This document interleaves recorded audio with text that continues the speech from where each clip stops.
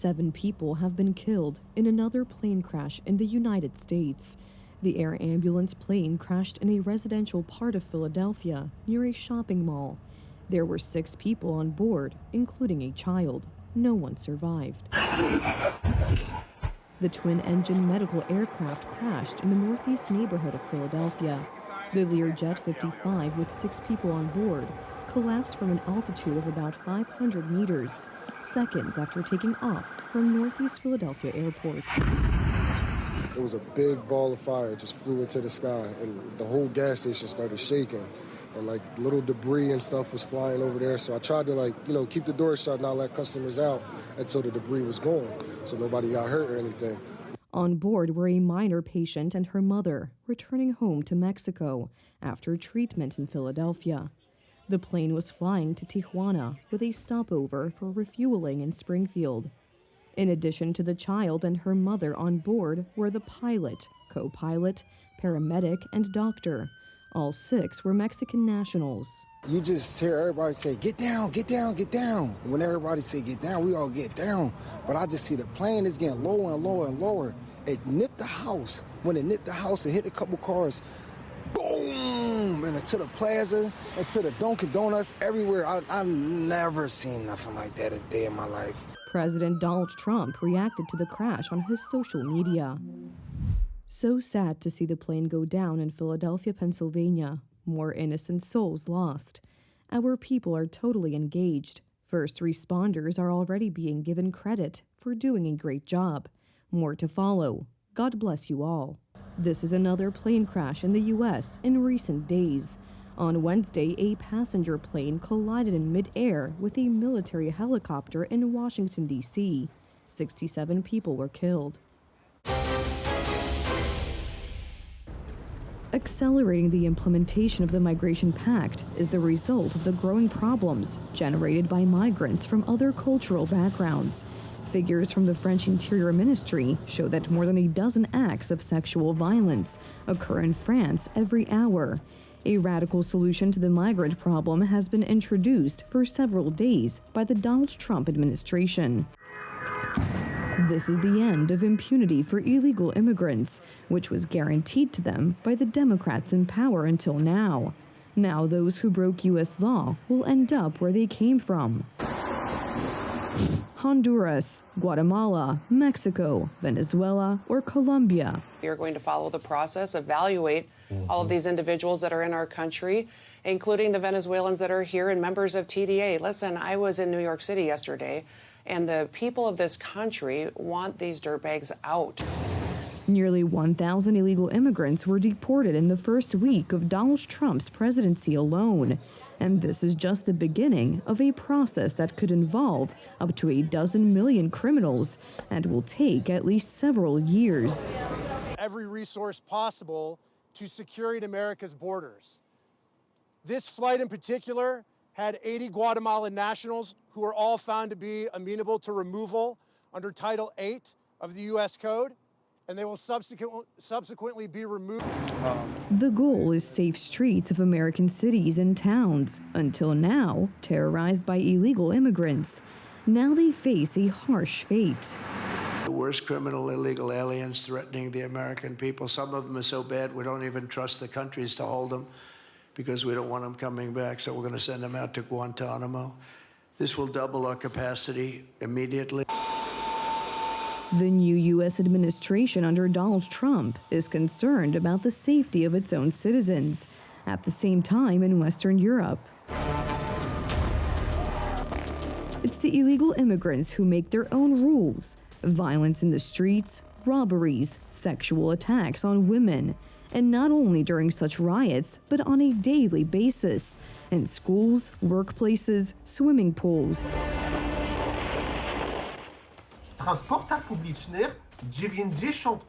In public transports, 90% of thefts and 60% of sexual assaults are committed by foreigners. Overall, foreigners are overrepresented in almost every possible category of crime. Every hour in France, there are 16 assaults, 22 acts of domestic violence, 14 acts of sexual violence, including rape, and 76 thefts. And these are just the official figures from the French Interior Ministry. The perpetrators of most of these are immigrants who attack mostly women and children. Dramatycznie rośnie przestępczość. Sexual crime is increasing dramatically, as well as various thefts and vandalism. Residents no longer feel safe in their own cities and towns. Mieszkańcy przestają czuć się bezpiecznie.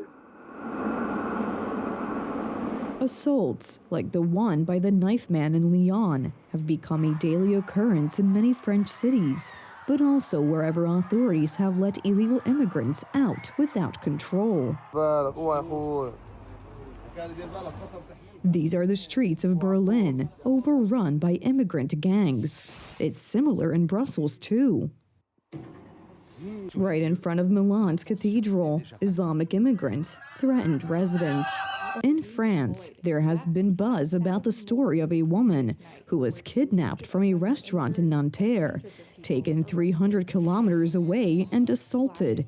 And these are just examples from recent days. Women are afraid. French women are afraid.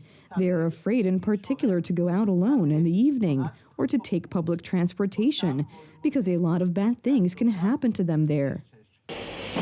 The highest price for liberal left political correctness is being paid today by ordinary residents of Western European cities. It is on them that their aggression is unloaded by immigrants who are not controlled by anyone and often go unpunished.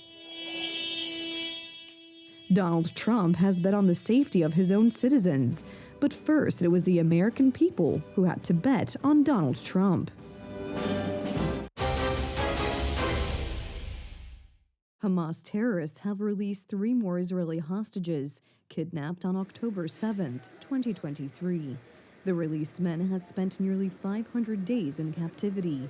In exchange, Israel released 183 Palestinians incarcerated in prisons.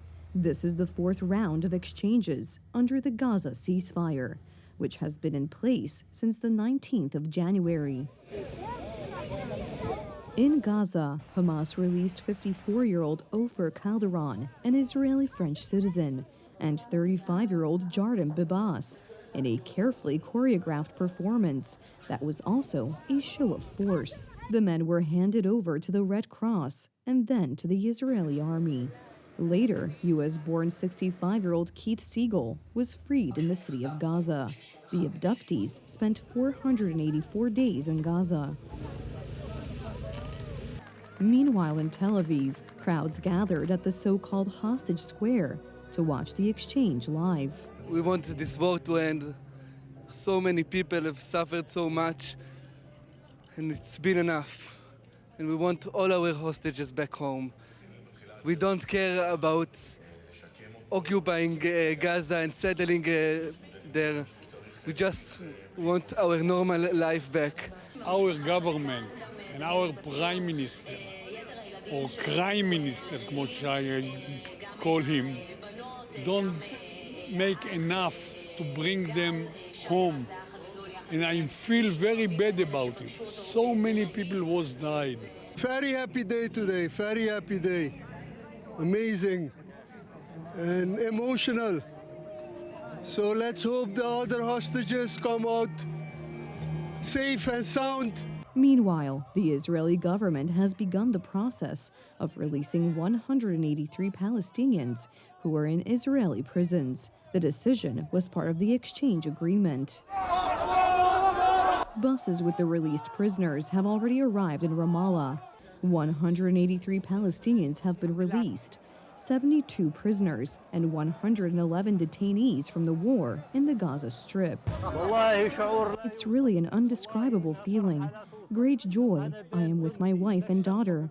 I had an unjust sentence of 30 years. Thank God I'm home now. I thank everyone who participated in the release of our prisoners. I say to all prisoners, don't worry and don't despair. You will be released. We survived the war. Praise be to God.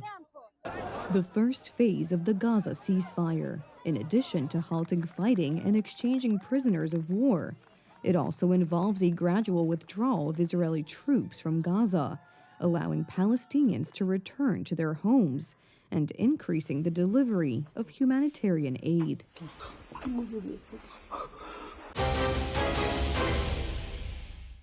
A polar station in the Norwegian territory of Antarctica was the site of the first installment of an unusual competition, in which runners complete 7 marathons on 7 continents in 7 days. Get set, go!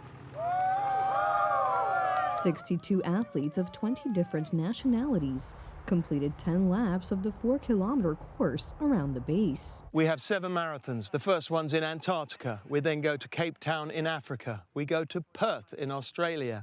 We go to Dubai in Asia. We go to Madrid in Europe. We go to Fortaleza in Brazil. And we end up 7 days later in Miami. The temperature was quite high for Antarctica at only -9 degrees Celsius. But given the wind and loose snow underfoot, the run may have been a challenge even for the best. The winner was California entrepreneur Alan Navoj, with a time of 3 hours, 21 minutes, and 7 seconds. Feels amazing. I just tried to settle into comfortable pace and, kept it like mid-730s the whole time, and was spending most of my time just trying to find a good route out there. There's some soft snow and some ice, but we're just towing the line between that and trying to put it in cruise control and bring it home. It was awesome. It was amazing. I mean, scenery here is incredible. Never seen anything like this. Among the women, Spanish athlete Estefania Unzuripol triumphed, coming in almost 20 minutes after. Now a flight to Africa and only a dozen hours for a quick recovery before tomorrow's second marathon.